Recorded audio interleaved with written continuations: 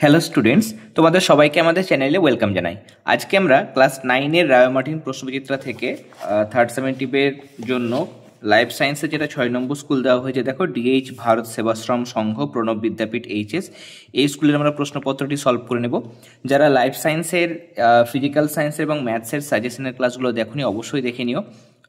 Physical সায়েন্সের ক্ষেত্রে আমরা 1 নম্বরের গাণিতিক প্রশ্ন, মানে তোমরা 1 নম্বর এবং গাণিতিক প্রশ্ন দুটোই আনসার সাজেশনের ক্লাসের মধ্যে পেয়ে যাবে। এছাড়া জীবন বিজ্ঞানের ক্ষেত্রে বলো বা লাইফ সায়েন্সের ক্ষেত্রে বলো, প্রত্যেকটাতে কিন্তু আমরা চ্যাপ্টার ওয়াইজ মানে নম্বর অনুযায়ী সাজেশন প্রোভাইড করেছি। তাই অবশ্যই সাজেশনের ক্লাসগুলো যাদের এখনও পর্যন্ত দেখা হয়নি দেখে নিও। দেখো বিভাগ খ থেকে প্রথম প্রশ্ন, একের দাগের লিনিয়ার হায়ারার্কিতে সর্বনিম্ন স্তর থেকে 4টি ধাপের ক্রম যেটা, সেটা হচ্ছে প্রজাতি, তারপরে গণ, তারপরে গোত্র, তারপরে বর্গ। কোনটি সঠিক নয়? দেখো এটা টিনোফোরা, এটা কোয়ানোসাইটটা আসলে পরিফেরাদের মধ্যে দেখা যায়, তাই জন্য এটা সঠিক নয়। এরপরে ফুল ফল বীজ উৎপন্ন হয় না, এটা টেরিডোফাইটা। কোন খনিজ মৌলের অভাবে হিমোগ্লোবিন, কোন খনিজ মৌল হিমোগ্লোবিন গঠনে সাহায্য করে, সেটা হচ্ছে আয়রন বা লোহা এফি। শুক্রাণুর পুচ্ছ গঠন করে সেন্ট্রিওল। মানবদেহে কোন অঙ্গে জীর্ণ মানে ধ্বংসপ্রাপ্ত আরবিসি মানে সেটা ধ্বংসপ্রাপ্ত হয়, মানে জীর্ণ বা ক্ষতিগ্রস্ত লোহিত রক্তকণিকা সেটা এসে ধ্বংস হয়, সেটা হচ্ছে স্প্লিন বা প্লিহা। Hill বিকারক NADP. ল্যাকটিয়াল দ্বারা শোষিত হয় ফ্যাটি অ্যাসিড এবং গ্লিসারল। মানবদেহে যে অঙ্গে মূত্র তৈরি হয় সেটা হচ্ছে বৃক্ক। বায়ো ফার্টিলাইজার রূপে ব্যবহৃত সায়ানোব্যাকটেরিয়া এখানে বলেছে, তাহলে সেখানে আনসার হবে অ্যানাবিনা। কোন অ্যান্টিবডি প্ল্যাসেন্টা ভেদ করতে পারে, প্ল্যাসেন্টা বা অমরা ভেদ করতে পারে, আইজিজি। তুমি কোনো একজন রোগীর প্রদত্ত উপসর্গগুলি পর্যবেক্ষণ করলে, এখানে যে উপসর্গগুলো দিয়েছে এখানে এই 3টে উপসর্গ 1 নম্বর 2 নম্বর 3 নম্বর, এই প্রত্যেকটা কিন্তু টিটেনাস রোগের ক্ষেত্রে লক্ষ্য করা যায়।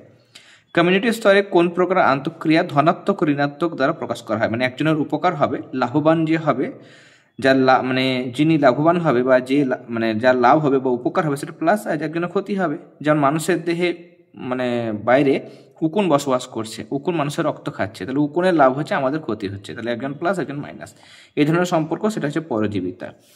প্রদত্ত কোনটি অচিরাচরিত শক্তি নয়, সেটা হচ্ছে জলবিদ্যুৎ। এটা এখন প্রচলিত শক্তির উৎস, তাই না? আমাদের জলবিদ্যুৎ থেকেও কিন্তু অনেকটা শক্তি আসে, তাপবিদ্যুৎ মেনলি, কিন্তু তারপরে আসে জলবিদ্যুৎ। হেলিওফাইট, এটা উজ্জ্বল আলোতে জন্মায়, তাই না? মনে রাখবে হেলিও মানে হচ্ছে সূর্যের দিকে হেলে থাকে, যেমন সূর্যমুখী, কেমন, তারা কিন্তু উজ্জ্বল আলো এদের প্রয়োজন। আর যেগুলো ছায়াতে জন্মায় সেগুলো হচ্ছে সিওফাইটস, সেটাও তোমরা মনে রাখবে। 2 দাগের প্রশ্ন, শূন্যস্থান পূরণ। ছত্রাক বা ফাঞ্জি কোষ প্রাচীরের মুখ্য উপাদান বা গঠন যেটা মানে হচ্ছে, সেটা হচ্ছে কাইটিন দিয়ে তৈরি হয়। ভিটামিন ডি এর অভাবে ছোটদের রিকেট হয়।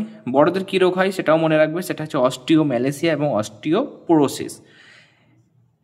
রিজার্ভ পেসমেকার এভি নোডকে বলা হয়, আর মানে এটা হচ্ছে রিজার্ভ বা সংরক্ষিত পেসমেকার। আর স্বাভাবিক যেটা সেটা হচ্ছে এসএ নোড। হুপিং কাশি, সেটাতে ডিপিটি টিকা দেওয়া হয়। এখানে 3টে রোগ হয়, ডিপথেরিয়া, পারটুসিস মানে হুপিং কাশি এবং টিটেনাস, কেমন, এই 3টে রোগ। বাস্তুতন্ত্রে ব্যাকটেরিয়া হলো বিয়োজকের ভূমিকা পালন করে। বিভিন্ন স্থান থেকে কিছু নতুন সদস্য পপুলেশনের যোগ যদি হয়, কোনো জায়গায় যদি আগমন হয়, সেটা হচ্ছে অভিবাসন। ওকে, আর চলে যাওয়া সেটা হচ্ছে পরিযান, কেমন, মানে চলে যাওয়া সেটা হচ্ছে পরিযান, এবং কোথাও চলে আসা সেটা হচ্ছে অভিবাসন। যখন কোথাও চলে যাওয়া হয় সেটা হচ্ছে প্রবাসন, কেমন, প্রবাসন বলা হয়। পরিযানের 2টো ভাগ রয়েছে, একটা চলে যাওয়া সেটা হচ্ছে প্রবাসন, এবং কোথাও যে নতুন করে সদস্য আসে সেটা হচ্ছে অভিবাসন। সত্য মিথ্যার মধ্যে পরিফেরা পর্বে প্রাণীদের দেহে জল সংবহনতন্ত্র দেখা যায়, এটা মিথ্যা। জল সংবহনতন্ত্র দেখা যায় না, এর মধ্যে নালিকা সংবহনতন্ত্র দেখতে পাওয়া যায়, এবং সেখানেও কিন্তু জল পরিবাহিত হয়, কিন্তু সেটা জল সংবহনতন্ত্র নয়, সেটা নালিকা সংবহনতন্ত্র। জল সংবহনতন্ত্র একানোডার্মাটা পর্বের প্রাণীদের মধ্যে দেখতে পাওয়া যায়। ওকে, প্যারেনকামা কলার কোষগুলি নিউক্লিয়াসবিহীন, এটা মিথ্যা, নিউক্লিয়াস যুক্ত থাকে। আর্সেলার রেচনাঙ্গ ম্যালপিজিয়ান কণিকা নয়, ম্যালপিজিয়ান নালিকা, দুটো আলাদা জিনিস। ম্যালপিজিয়ান কণিকা আলাদা জিনিস, ম্যালপিজিয়ান নালিকা আলাদা জিনিস। ওকে, বিজ্ঞানী জেনার প্রথম যে টিকা আবিষ্কার করেছিলেন তাতে তিনি গুটি বসন্তের জীবাণু ব্যবহার করেছিলেন, এটা মিথ্যা। গো বসন্ত বা কাউপক্সের জীবাণু ব্যবহার করেছিলেন। পেট্রোলিয়াম এক প্রকার পুনঃস্থাপন যোগ্য বলে, পুনঃস্থাপন যোগ্য নয়, অযোগ্য, তাই না? তাহলে এটা মিথ্যা। ডেট্রিটাস খাদ্য শৃঙ্খল মৃতজীবী দিয়ে শুরু হয়, এটা সত্য। এরপরে আমরা পরের পাতায় যে প্রশ্নগুলো আছে দেখবো, এখানে ম্যাচিং দিয়েছে। ফাইলিড জানো ব্রায়োফাইটারদের মধ্যে দেখতে পাওয়া যায়। একক পর্দা, এটা রবার্টসন। লেন্টিসেল বাসুমোচনে সাহায্য করে, অংশ নেয়। 10% সূত্র লিন্ডম্যান আবিষ্কার করেছিলেন। তার সূত্র এটা। ফুসফুসের বহিরাবরণী সেটা হচ্ছে প্লুরা, আর টিটেনাস টক্সয়েড এটা কৃত্রিম অনাক্রমতা। এরপরে ডি এর দাগের প্রশ্ন, এখানে বিন্যাসবিদের জনক ক্যারোলাস লিনিয়াসকে বলা হয়। ডিম্বাশয় থেকে প্রোজেস্টেরন, শুক্রাশয় থেকে টেস্টোস্টেরন হরমোন খরিত হয়। পলিজোম, একাধিক রাইবোজোম এমআরএনএর সঙ্গে যুক্ত হলে তাকে পলিজোম বলে। তাহলে একটা এমআরএনএর সঙ্গে অনেকগুলো রাইবোজোম একসঙ্গে যুক্ত থাকে। হেপারিন নিঃসরণ করে বেসোফিল শ্বেতরক্তকণিকা। অ্যান্টিবডি যে স্থানে অ্যান্টিজেন যুক্ত হয় সেটা হচ্ছে প্যারাটোপ। ম্যালেরিয়া রোগের বাহকের বিজ্ঞানসম্মত নাম, বাহক হচ্ছে অ্যানোফিলিস মশা, তাই না, স্ত্রী অ্যানোফিলিস মশা। তাহলে তার নাম হচ্ছে বিজ্ঞানসম্মত নাম হচ্ছে অ্যানোফিলিস গাম্বিয়া। কেমন, অ্যানোফিলিস নিচে আলাদা করে দাগ দেবে আর গাম্বিয়া নিচে আলাদা করে দাগ দেবে। একটি টিকার নাম লিখো যা 3টি রোগ প্রতিরোধে ব্যবহৃত হয়। ডিপিটি নিয়ে লিখে দেবে, এটি ডিপথেরিয়া, হুপিং কাশি এবং টিটেনাস রোগের প্রতিরোধে ব্যবহৃত হয়। প্রোটিনের বিকল্প একটি খাদ্য, সেটা মাশরুম লিখতে পারো, স্পিরুলিনা লিখতে পারো। ওকে, নেক্সট আমরা বিভাগ আমাদের গয়ে যে প্রশ্নগুলো আছে সেগুলো পরপর দেখব আমরা। প্রথম প্রশ্ন প্রদত্ত এই পার্থক্য লিখতে বলেছে। বীজপত্র সংখ্যা এবং শস্য আমি রায়মার্টিনের পেজ নাম্বার 80 থেকে দেখাচ্ছি।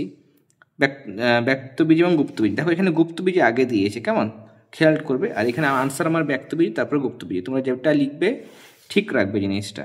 এখানে বীজপত্রের সংখ্যা দেখো, বীজপত্র গুপ্তবীজের ক্ষেত্রে একটা বা দুটো হয়, আর ব্যক্তর ক্ষেত্রে দুটোর বেশি হয়। আর একটা পয়েন্ট দিয়েছে শস্য, গুপ্তবীজের ক্ষেত্রে শস্য দেখো ট্রিপ্লয়েড মানে 3N প্রকৃতির হয়, নিষেকের পর গঠিত হয়। আর ব্যক্তবীজের ক্ষেত্রে হ্যাপ্লয়েড মানে N, শুধু N, নিষেকের আগে গঠিত হয়। তাহলে এই দুটো লিখবে। পরের প্রশ্ন, এখানে অগ্রাধিকার আইন, এটা আমরা আগেও পেয়েছি দ্বিপদ নামকরণের নিয়মের মধ্যে, এবং ব্যাখ্যা করা হয়েছে। যারা আগের ক্লাসগুলো দেখোনি সেগুলো অবশ্যই দেখে নিও। যদি একটি জীবের বিভিন্ন বিজ্ঞানীর নাম দিয়ে থাকেন তাহলে সমস্ত নিয়মকানুন মেনে যিনি প্রথম নাম করেছেন তার দেওয়া নামটি গৃহীত হবে। একে অগ্রাধিকার আইন বা ল অফ প্রায়োরিটি বলে। মানে যিনি প্রথম নামকরণ করেছেন, একই জিনিসের একটা নাম বিভিন্ন দেশে বিভিন্ন বিজ্ঞানী হয়তো করেছে, তাহলে সেক্ষেত্রে কোন নামটা গ্রহণ করা হবে? যিনি সব কিছু নিয়মকানুন মেনে যিনি প্রথম নামকরণ করেছেন তার নামটা কিন্তু নেওয়া হবে, পরে নামটা নেওয়া হবে না। রুই মাছ কন্ড্রিকথিস না অস্টিকথিস সেটা ব্যাখ্যা করতে হবে। তাহলে আমাকে রুই মাছের বৈশিষ্ট্যর মধ্যে চলে যেতে হবে। তোমরা লিখবে যে রুই মাছ হলো অস্টিকথিস শ্রেণীর অন্তর্গত। তার কারণ এটির অন্তঃকঙ্কাল অস্থি নির্মিত, মুখছিদ্র মস্তকের অগ্রপ্রান্তে অবস্থিত, ফুলকা প্রকোষ্ঠে 4 জোড়া ফুলকা কানকো দিয়ে ঢাকা থাকে, পটকা থাকে, লেজ হোমোসার্কেল আর প্রকৃতির। এই সমস্ত বৈশিষ্ট্যগুলি অস্টিকথিস শ্রেণীর, তাই রুই মাছ হলো অস্টিকথিস শ্রেণীর অন্তর্গত। ওকে, অপরিহার্য অ্যামাইনো অ্যাসিড কাকে বলে? রায়মার্টিনের 117 পাতা তোমরা ওপেন করো। এখানে যে সমস্ত অ্যামাইনো অ্যাসিড মানবদেহে সংশ্লেষিত হয় না, দেহের বাইরে মানে খাদ্যের মাধ্যমে তাকে গ্রহণ করতে হয়, এবং যেগুলো পুষ্টি বৃদ্ধি রোগ প্রতিরোধের জন্য একান্ত প্রয়োজন তাকে এসেন্সিয়াল অ্যামিনো অ্যাসিড বলে, যেমন ট্রিপ্টোফান, ফিনাইল অ্যালানিন, লাইসিন ইত্যাদি। পরের প্রশ্ন, প্রাইমোর্ডিয়াল ইউট্রিকল কাকে বলে? এর সাথে প্রশ্ন দিয়েছে পলিমরফিক কোষীয় অঙ্গাণু কাকে বলা হয়? এটা লাইসোজোম, কেমন বিভিন্ন আকৃতিতে বিভিন্নভাবে অবস্থান করতে পারে, তার জন্য এটা পলিমরফিক। আর এখানে প্রাইমোর্ডিয়াল ইউট্রিকল 157 পাতায় আছে যে পরিণত উদ্ভিদ কোষে কোষ গহ্বর বা ভ্যাকুলগুলি পরস্পর মিলিত হয়ে একটি বড় ভ্যাকুল তৈরি করছে। ছোটো ছোটো অনেকগুলো ভ্যাকুল ছিল, দেখো এখানে অনেকগুলো ছোটো ছোটো ভ্যাকুল সব মিলে একটা বিশাল বড় একটা ভ্যাকুল তৈরি হচ্ছে, যার ফলে নিউক্লিয়াস সহ সাইটোপ্লাজম পুরো কোষ প্রাচীর ঘেঁষে চলে যাচ্ছে, সরে আসছে। কোষ প্রাচীর ঘিরে নিউক্লিয়াস এবং সাইটোপ্লাজম সবই কোষ প্রাচীরকে ঘিরে লেগে গেল। এই যে মানে ভ্যাকুলকে বা কোষ গহ্বরকে বেষ্টন করে সাইটোপ্লাজমের যে এরকম বিন্যাস বা সজ্জারীতি, এটাকেই প্রাইমোর্ডিয়াল ইউট্রিকল বলে। ক্লাস 8-এও পড়ে এসছো। এরপরে ডিএনএ আরএনএর মধ্যে পার্থক্য, এগুলো তোমরা জানো। ডিএনএ আরএনএর মধ্যে পার্থক্য, এগুলো আমাদের বিষয় বলে দিয়েছে। 5C শর্করা লিখবে। ডিএনএর মধ্যে ডিঅক্সিরাইবোজ, আর এখানে পেন্টোজ শর্করা বা 5C শর্করা থাকে, রাইবোজ। আর বলেছে আমাদের পিরিমিডিন বেস বা পিরিমিডিন ক্ষার, এখানে থাইমিন সাইটোসিন থাকে, আরএনএতে ইউরাসিল সাইটোসিন থাকে। ওকে, এখানে সাইটোসিন থাইমিন, এখানে সাইটোসিন ইউরাসিল। জাইলেম কলাকে মৃত কলা বলা হয় কেন? লিখবে জাইলেম কলা 4 রকমের কোষ উপাদান নিয়ে তৈরি। Tracheid, trachea, xylem parenchyma, xylem তন্তু। জাইলেম প্যারেনকাইমা ছাড়া এই ট্রাকিড, ট্রাকিয়া, জাইলেম তন্তু এই 3টে উপাদান মৃত। যেহেতু 4টের মধ্যে 3টে মৃত, এই জন্য একে মৃত কলা বলে। এর সাথে প্রশ্ন, নিউরিলেমা ও সার্কোলেমা, একটা হচ্ছে নিউরনের আবরণী, ওকে, আর একটা হচ্ছে পেশিকলার আবরণী। তোমরা লিখতে পারো যে এখানে নিউরিলেমা এবং আমাদের দিয়েছে সার্কোলেমা। এখানে আমাদের লেখা যায় নিউরিলেমা হচ্ছে যে স্নায়ুকোষের আবরণকে নিউরিলেমা বলে, এবং লিখবে পেশিকলার আবরণীকে সার্কোলেমা বলে। থাকবে কোথাও এই যে পেশিকোষের আবরণীকে সার্কোলেমা বলে। এটা হচ্ছে মূল পার্থক্য।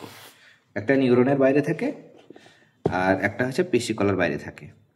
এরপরে সালোকসংশ্লেষকে জারণ বিজারণ বলে কেন, এটা আমরা আগেও পেয়েছি। আমি শুধুমাত্র উত্তরটা যারা দেখোনি আগের ক্লাসগুলো তাদের জন্য দেখিয়ে দিই। এই যে এখানে জারণ এবং বিজারণ দুটোই ঘটে। কেমন, এখানে কার্বন ডাইঅক্সাইডটা থেকে গ্লুকোজ তৈরি হচ্ছে, এটা বিজারণ, এবং জলটা অক্সিজেনে জারিত হয়, এই জন্য একে জারণ বিজারণ বলে। বিক্রিয়া দিতে হবে এবং দুটো পয়েন্ট লিখতে হবে, কোনটা জারণ কোনটা বিজারণ।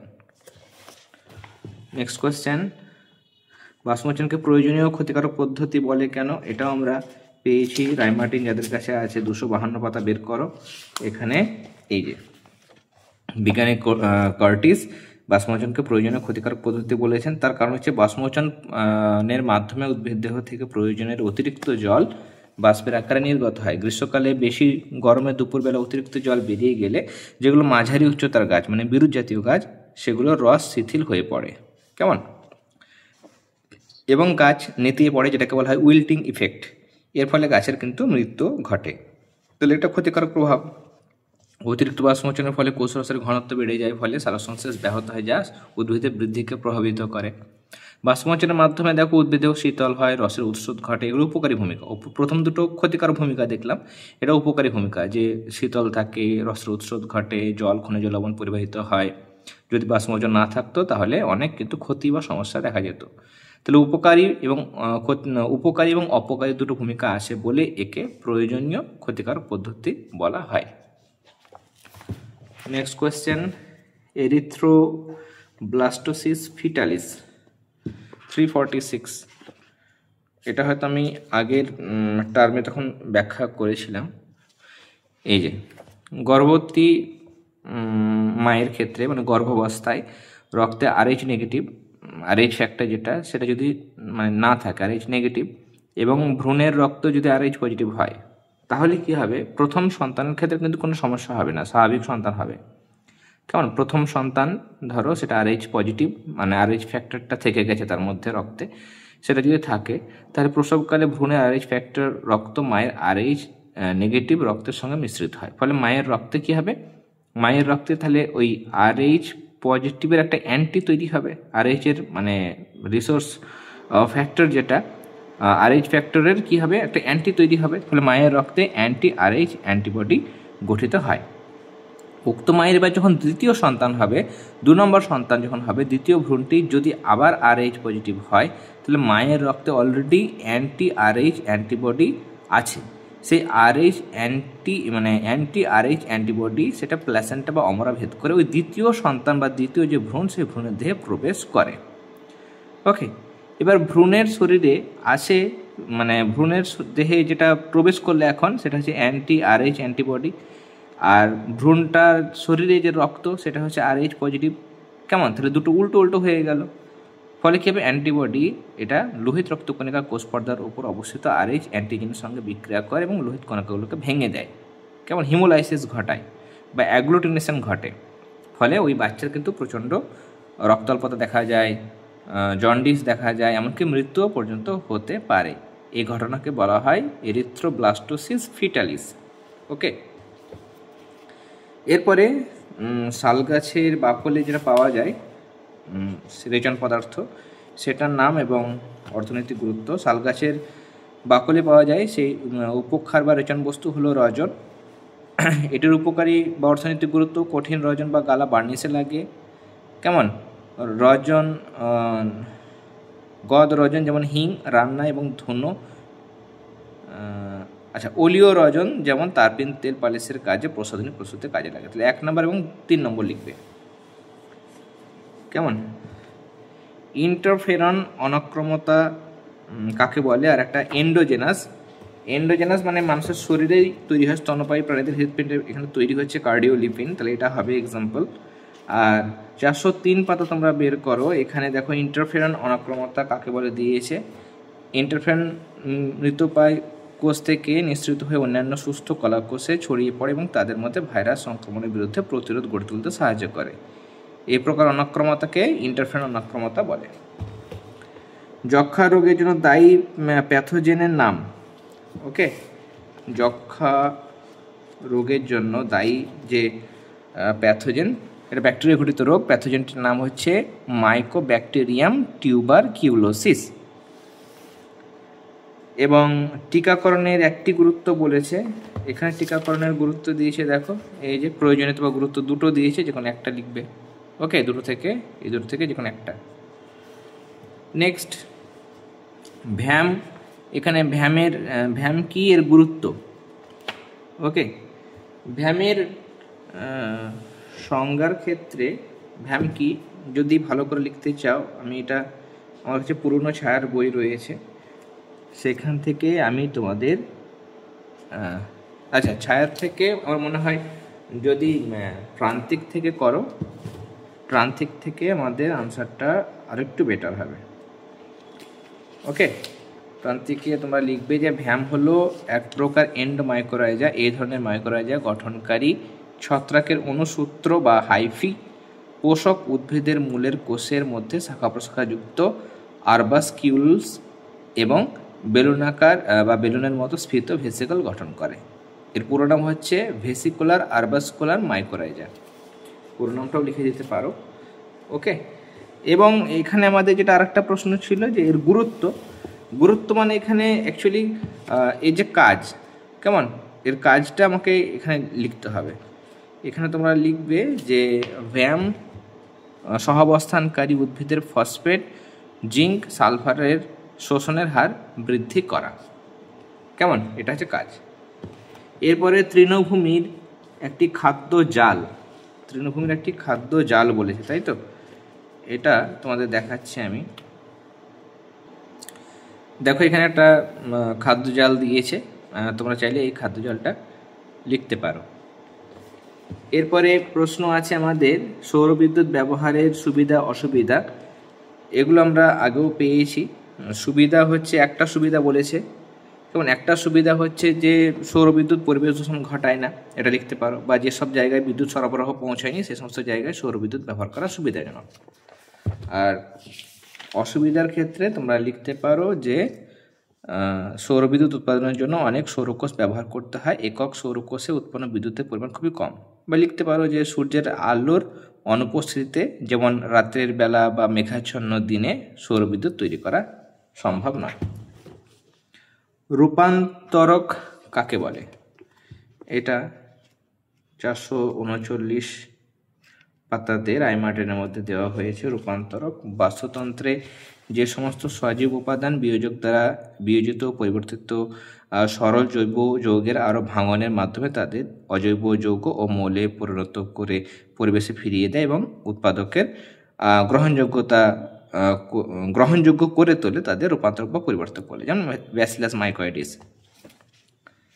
এরপরে আমরা বিভাগ ঘয়ের যে প্রশ্নগুলো আছে সেগুলো দেখব। প্রথম প্রশ্ন এখানে আমাদের বলেছে যে প্রোটিস্টার বৈশিষ্ট্য। তোমরা এগুলো নিজেরাই পারবে, আমি এখানে প্রান্তিকে যে টেক্সট বই আমার কাছে আছে সেখান থেকে দেখাচ্ছি। প্রোটিস্টার যে কোনো 3টে বৈশিষ্ট্য লিখবে, কেমন? 1 নম্বর, 2 নম্বর, 3 নম্বর লিখতে পারো। 5 নম্বর পয়েন্টটাও গুরুত্বপূর্ণ। এরপরে আমাদের ট্যাক্সোনমির গুরুত্ব দেখো এখানে দেওয়া হয়েছে। ওকে, ট্যাক্সোনমির গুরুত্বের জন্য 2 নম্বর দিয়েছি, তাহলে 3টে পয়েন্ট লিখলে হবে। তাহলে এখান থেকে এই যে এখানে তোমরা দেখতে পাচ্ছ যে কোনো 3টে পয়েন্ট লিখবে।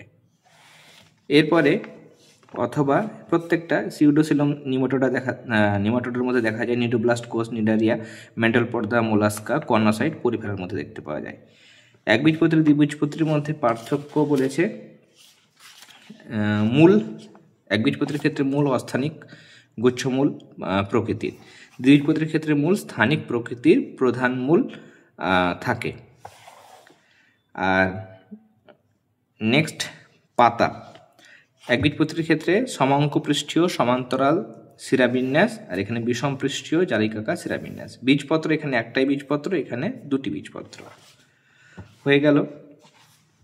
এরপরে কোষের আত্মঘাতী থলি, সুইসাইডাল ব্যাগ কাকে বলা হয়? লাইসোজোমকে বলা হয়। এগুলো তোমরা আগের ক্লাসে মানে ক্লাস 8-এও পড়ে এসছো, জানো।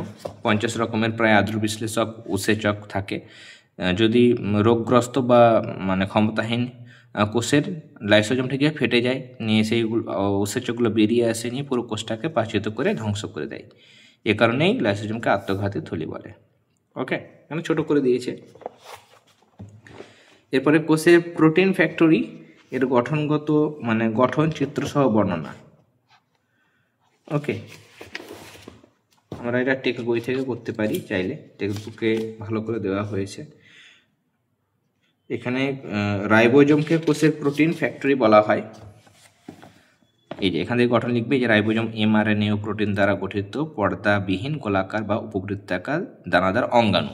তারপর দেখো পরের পাতায় আরও দেওয়া হয়েছে, এই জিনিসটা তোমরা লিখবে পুরো, এখান থেকে লিখবে, নিয়ে একত্রিত হয় পর্যন্ত লিখতে হবে, এবং এখানে যে ছবিটা দেওয়া হয়েছে ছবিটাও দিতে হবে। নেক্সট অথবা যে প্রশ্ন, যোগ কলার বৈশিষ্ট্য ও কাজ।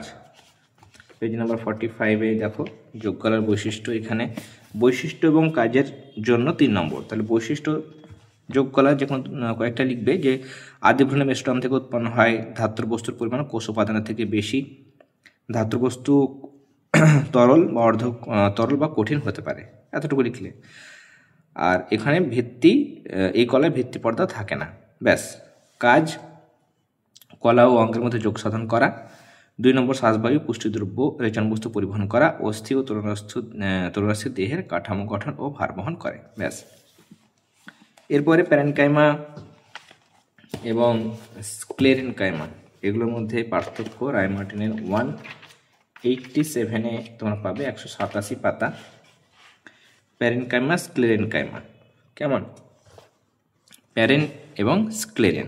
বৈশিষ্ট্য তোমরা লিখবে, বৈশিষ্ট্য বিষয় লিখবে, বৈশিষ্ট্য নিয়ে লিখবে এখানে কোষান্তর রন্ধ্র থাকে, কোষ প্রাচীর সেলুলোজ নির্মিত, পাতলা ও নমনীয়, কোষের আকার গোলাকার, ডিম্বাকার বা বহুভুজাকৃতি হতে পারে।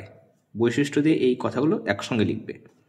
এইদিকে লিখবে যে এক্ষেত্রে কোষান্তর রন্ধ্র থাকে না, কোষ প্রাচীর লিগনিন দিয়ে তৈরি, সমভাবে স্থূল ও অধিক দৃঢ়, কোষের আকার লম্বচ্ছেদে লম্বাটে, সরু, প্রস্থচ্ছেদে বহুভুজাকৃতি। ওকে, বৈশিষ্ট্য দিয়ে এরকমভাবে লিখবে। কাজ, প্যারেনকাইমার কাজ হচ্ছে খাদ্য প্রস্তুত, খাদ্য সঞ্চয়, খাদ্যরস পরিবহন। স্ক্লেরেনকাইমার কাজ জল ও খনিজ লবণ সংবহন, যান্ত্রিক দৃঢ়তা প্রদান। এরপরে আমরা পরের পাতায় চলে যাব। এখানে মানব হৃৎপিণ্ডের এখানে ছবি বলেছে, এই ছবি আমরা অলরেডি দেখিয়েছি। 362 পাতা যদি তোমরা বের করো, 362 পাতায় দেখো ছবি দেওয়া হয়েছে। ওকে, এই ছবিটা অঙ্কন করবে। তীর চিহ্ন দিয়ে রক্ত সংবহনের অভিমুখ দেখানো হয়েছে প্রত্যেকটা জায়গায়। যদি রক্ত সংবহনের দেখাতে বলে, এখানে যেমন বলেছে রক্ত সংবহনের পর তীর চিহ্ন সাইজ দেখাও, তাহলে তীর চিহ্ন দিয়ে দেখাবে। আর যদি রক্ত সংবহন না বলে, যেমন এই প্রশ্নতে বলেনি, তো শুধু ছবিটা আঁকবে, রক্ত সংবহন আঁকার দরকার নেই। ওকে, তীর চিহ্ন দেওয়ার দরকার নেই। এরপরে এখানে মানব বৃক্কের ছবি, বৃক্কের ক্ষেত্রেও 384 পাতা বৃক্কের ছবি এখানে দেওয়া হয়েছে। দেখো বৃক্কের অন্তর্গঠন, এই যে এই ছবিটা অঙ্কন করবে, এবং যা যা বলেছে এখানে দেখো, বৃক্কীয় পিরামিড, রেনাল পিরামিড মানে বৃক্কীয় পিরামিড, আর বলেছে রেনাল ক্যাপসুল, মেজর ক্যালিক্স, হাইলাম। ওকে, তাহলে এখানে প্রত্যেকটা তোমরা দেখাবে। মেজর ক্যালিক্স, ক্যাপসুল বলেছিল এখানে, রেনাল ক্যাপসুল, কেমন? রেনাল ক্যাপসুল মানে এই ক্যাপসুলটা তোমরা দেখাবে। এবং এখানে যে অবতল খাঁজটা দেখতে পাচ্ছ, এখানে অবতল যে খাঁজগুলো আছে সেই খাঁজটাকে বলা হয় হাইলাম। এখান থেকে তীর চিহ্ন দিয়ে হাইলাম দেখাবে। যেমন এখানে দেখো দেওয়া হয়ে যায় ছবিটাতে, এই যে এইখান থেকে তীর চিহ্ন দিয়ে হাইলাম, মানে অবতল খাঁজ যেটা ভেতরের দিকে, সেই খাঁজটা হচ্ছে হাইলাম। নেক্সট কোয়েশ্চেন, কপ্রোফ্যাগি পুষ্টি কাকে বলে উদাহরণ দাও।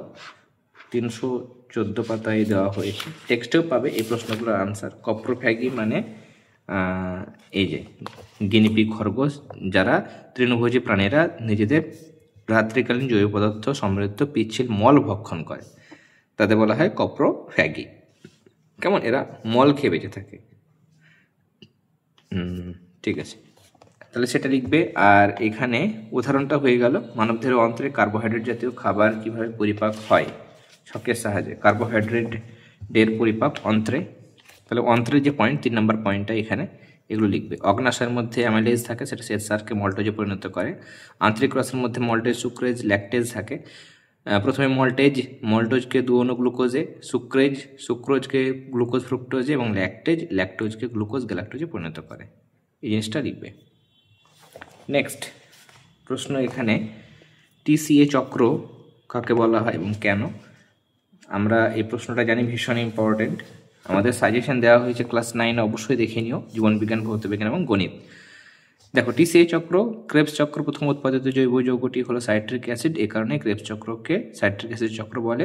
ক্রেবস চক্রে প্রথম উৎপাদিত জৈব অ্যাসিডটি হলো সাইট্রিক অ্যাসিড, এখানে 3টি কার্বক্সিল গ্রুপ বর্তমান থাকে, তাই জন্য একে টিসিএ মানে ট্রাই কার্বক্সিলিক অ্যাসিড চক্র বলে। C3 চক্রের ধাপ, কেমন, C3 চক্র ধাপগুলো আমাকে এখানে 3 নম্বর দিয়েছে।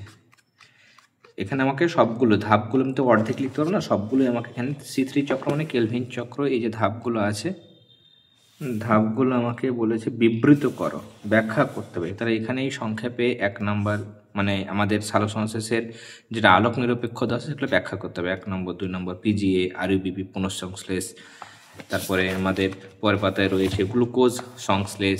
কেমন, এতটা পর্যন্ত আমাকে লিখতে হবে, এতটা পর্যন্ত। নেক্সট আমাদের প্রশ্ন এখানে, রসভিত্তিক অনক্রমতার ধাপ। কেমন, রসভিত্তিক অনক্রমতার ধাপ, এটা রায়মার্টিনের থেকে দেখাচ্ছি। এই যে এখানে শুধু লেখাগুলো করবে, মানে প্রথমেই লেখাটা লিখবে, লেখার পরে ছবি আঁকার দরকার নাই। 1 নম্বর এটা লিখবে, তারপর 2 নম্বর এটা, 3 নম্বর, 4, 5, তারপর এটা হচ্ছে এখানে 6, 7 এবং 8, পরপর তোমরা কিন্তু এগুলো লিখবে। আগের ক্লাসে হয়তো আমরা আগে সেটা হয়তো পেয়েছিলাম, সেখানে কিন্তু বলে দেওয়া হয়েছিল। ওকে, ব্রেকবোন জ্বর বা ব্রেকবোন ফিভার, এগুলোর ক্ষেত্রে আমার সংক্রমণ পদ্ধতি এবং এখানে রোগের লক্ষণগুলো লিখতে বলেছে। চলে যাব, ব্রেকবোন ফিভার মানে হচ্ছে ডেঙ্গু রোগকে বোঝানো হচ্ছে। ডেঙ্গু রোগ কীভাবে ছড়ায়, সংক্রমণ পদ্ধতি, এখানে 2টো পয়েন্ট দিয়েছে, 1 নম্বর 2 নম্বর পয়েন্ট লিখবে। লক্ষণ বা উপসর্গ, এখানে ডেঙ্গু রোগের লক্ষণ এখানে দেওয়া হয়েছে। ওকে, এবার আমাদের এখানে দেখো মানে সংক্রমণ পদ্ধতি আর রোগ লক্ষণ মিলে 3 নম্বর। তো সংক্রমণ পদ্ধতি তোমরা লিখবে ওটাকে ছোট করে, আর লক্ষণের ক্ষেত্রে মোটামুটি 3টে লিখলেই হয়ে যাবে ছোট ছোট করে। ওকে, পেস্টের জৈবিক নিয়ন্ত্রণে ব্যবহৃত ব্যাকটেরিয়া, প্রোটোজোয়া, ভাইরাসের ভূমিকা। পেস্টের জৈবিক নিয়ন্ত্রণে ব্যাকটেরিয়া ভূমিকা, ভাইরাস এবং প্রোটোজোয়া। ব্যাকটেরিয়ার ক্ষেত্রে 3টে দিয়েছে, প্রথম 2টো লিখবে।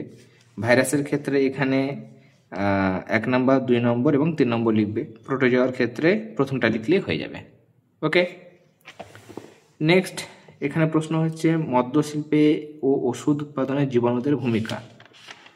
মদ্যশিল্পের ভূমিকা এখানে দিয়েছে, এই যে মদ্যশিল্পে 7 নম্বর পয়েন্টটা, আর ওষুধ উৎপাদনে এটা 2 নম্বর পয়েন্টটা। নেক্সট, বাস্তুতন্ত্রের শক্তি প্রবাহের বৈশিষ্ট্যগুলি ব্যাখ্যা করো। শক্তি প্রবাহের বৈশিষ্ট্য, এটা আমরা আগে হয়তো টেক্সট বই থেকে দেখিয়েছিলাম, এখন রায়মার্টিন থেকে দেখাচ্ছি। শক্তি প্রবাহের বৈশিষ্ট্য, এখানে 4টে বৈশিষ্ট্য আছে, দেখতেই পাচ্ছ। নেক্সট আমাদের এখানে প্রশ্ন হচ্ছে যে ন্যাটালিটি এবং মর্টালিটির মধ্যে পার্থক্য। ন্যাটালিটি মানে জন্মহার, মর্টালিটি মানে মৃত্যুহার, এ দুটোর মধ্যে পার্থক্য লিখবে। ওকে, তাহলে এই পার্থক্যটা লিখবে। নম্বর দিয়েছে আমার এখানে, আচ্ছা সংজ্ঞা আর ফলাফল হিসেবে লিখতে বলেছে, তাহলে শুধু প্রথম 1 নম্বর পয়েন্টটা, আর ফলাফলের ক্ষেত্রে ফলাফল লিখবে 2 নম্বর পয়েন্ট নিয়ে, সেখানে আকার পপুলেশন একসঙ্গে ভরে দেবে। আকার পপুলেশন একসঙ্গে ভরে দেবে, নিয়ে লিখবে জন্ম হার বা ন্যাটালিটির ফলে পপুলেশনের আকার ও ঘনত্ব বাড়ে, আর মৃত্যু হার বা ন্যাটালিটির জন্য পপুলেশনের আকার ও ঘনত্ব কমে। ওকে, নেক্সট আমাদের শেষে চলে এসেছে একদম আমাদের এখানে বনধ্বংসের কারণ এবং ফলাফল। টেক্সট থেকে হয়তো দেখিয়েছি আমি আগে। বনধ্বংসের কারণ একবার আমি এখানে থেকে দেখাই, টাইমটিন থেকে দেখাই যে বনধ্বংসের কারণ জনসংখ্যা বিস্ফোরণ একটা পয়েন্ট। নেক্সট হচ্ছে এখানে এই যে খনি এবং খনন কার্য নিত্য ব্যবহার্য জিনিস, দাবানলটা লিখবে। আর অত্যধিক গবাদি পশুর বিচরণ বা ওভার গ্রেজিং, এই কয়েকটা পয়েন্ট লিখবে। ওকে, আর ফলাফলের ক্ষেত্রে বন ধ্বংসের ফলাফল টেক্সট বই দেখে ভালো করে দেওয়া হয়েছে, মানে বেশি সুন্দর করে দিয়েছে, সংক্ষেপে দিয়েছে। এখানে দেখো মরুভূমি, জীব বৈচিত্র্য, অনেক বড় বড় পয়েন্ট দিয়েছে। ওকে, এই যে এখানে আরও অনেক বড় বড় পয়েন্ট দিয়েছে, সবগুলো কিন্তু তোমরা লিখতে পারবে না। ওকে, আমি এই মুহূর্তে আমার কাছে মানে 7টা থাকে, কিন্তু 7টাটা এই মুহূর্তে নেই। আমি তোমাদের প্রান্তিক থেকে একবার দেখাই। এই যে বন ধ্বংসের ফলাফলের ক্ষেত্রে তোমরা যদি না পারো সব লিখতে, তাহলে এখানে 1 নম্বর পয়েন্টটা লিখবে, 2 নম্বর লিখবে, 3 নম্বর জলবায়ু লিখবে, বা 1 লিখতে পারো, 3 লিখতে পারো, আর এখানে ভূমিক্ষয়টা লিখতে পারো। ওকে, 3টে পয়েন্ট লিখলে হয়ে যাবে। আর এখানে বলেছে যে প্রাত্যহিক জীবনে শক্তি সংরক্ষণের উপায়, কী ভাবে শক্তি তুমি সংরক্ষণ করতে পারবে। এগুলো তো নিজের ভাষাতে আনসার লেখা যায়, নিজেরাই তোমরা বানিয়ে লিখতে পারবে। ওকে, এছাড়া এখানে অনেক দিয়েছে দেখো, এগুলো ছাড়াও তোমরা নিজেরাও লিখতে পারবো। কেমন? তাহলে এগুলো শক্তি সংরক্ষণের উপায় আমাদের 2 নম্বর দিয়েছে, 3টে-4টে লিখে দেবে। তাহলে আজকে আমরা প্রশ্নবিচিত্রা থেকে 6 নম্বর স্কুলের সমস্ত প্রশ্নের উত্তরগুলো দেখে নিলাম। আজকের ক্লাসটি ভালো লেগে থাকলে অবশ্যই ক্লাসটিতে লাইক দেবে এবং বন্ধুদের সাথেও ক্লাসটি অবশ্যই শেয়ার করে নেবে। তাহলে তোমরা সবাই খুব ভালো থেকো। All the very best.